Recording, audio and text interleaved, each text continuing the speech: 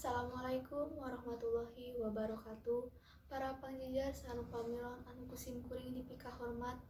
Puji sareng syukur hayu urang sami-sami panjatkeun ka Allah Subhanahu wa taala anu parantos masihan nikmat iman sareng nikmat kesehatan ka urang sadaya sehingga urang tiasa kempel dina acara sawala.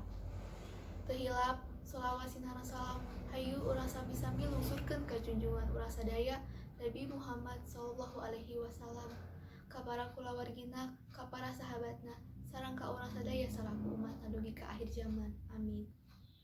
Tepangkeun wasta abdi Khalifah Diani Syam di kelas 11 MIPA 2. Simkuring ngagem pancen janten panunggu catur dina acara sawala ieu. Teu hilap ngahaturkeun nuhun ka para pangjejer sareng pamilon anu kersah hadir dina acara sawala dinten ieu kanggo ngadiskusikeun ngeunaan pentingna ngajaga kalestarian lingkungan. Kukituna supados teu ngaganggu kana waktos, hayu urang sasarengan buka ieu acara sawala ku aosan basmalah. Bismillahirrohmanirrohim.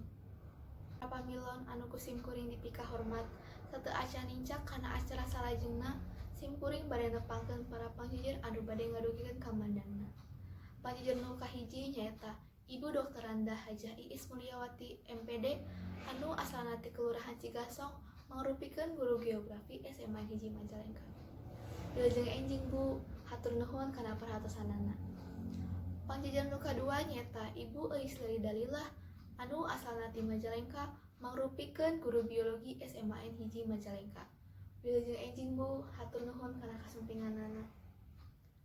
Kukituna supados urang leuwih naleman jejer anu bade dibahas ku urang sadaya, hayu urang regepkeun kamandangna ti para pangjejer. Sumangga ka Ibu Dr. Randa Hajah Iis Mulyawati MPD kanggo ngadugikeun kamandangna. Hatur nuhun ka Ibu Dr. Randa Hajah Iis Mulyawati MPD anu tos ngadugikeun kamandangna. Sae kacidan naon anu tos didugikeunana saalitna ngamuka pandangan urang tentang pentingna ngajaga kalestarian lingkungan. Salajengna mangga ka Ibu Eis Leli Dalilah MPD kanggo ngadugikeun kamandangna. Hatur nuhun ka Ibu Eis Leli Dalilah anu tos ngadugikeun kamandangna. Nurutkeun mantengna pentingna ngajaga kalestarian lingkungan teh aya manfaatna nyaeta urang sakalian ngajaga makhluk hidup anu sanes. Lantaran waktos anu sakedik, mangga simkuring bade ngawatesan ka para pamilon anu bade tumaros. Dida ngadugikeun patarosanana, kedah ngacungkeun pananganna sarta nyebatkeun namina. Hatur nuhun ka Fahria anu tos ngadugikeun patarosanana. Patarosanana kirang langkung manawi dampak anu ditimbulkeun lamun urang henteu ngajaga kalestarian lingkungan. Sumangga ka Ibu Dr. Randa Hajah Iis Mulyawati MPD kanggo ngawaler patarosanana.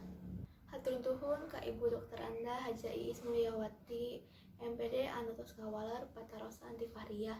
Isi walerana nyaeta lamun urang teu ngajaga kalestarian lingkungan bisa nyibabkeun bencana alam. Para pangjejer sareng pamilon anu dipika hormat, teu karaos ieu acara teh parantos rengse. Alhamdulillah ti kawit dugi ka rengsena acara ieu kalayan lancar. Kukituna hayu urang sasarengan tutup ieu acara ku aosan hamdalah. Alhamdulillahirabbil alamin.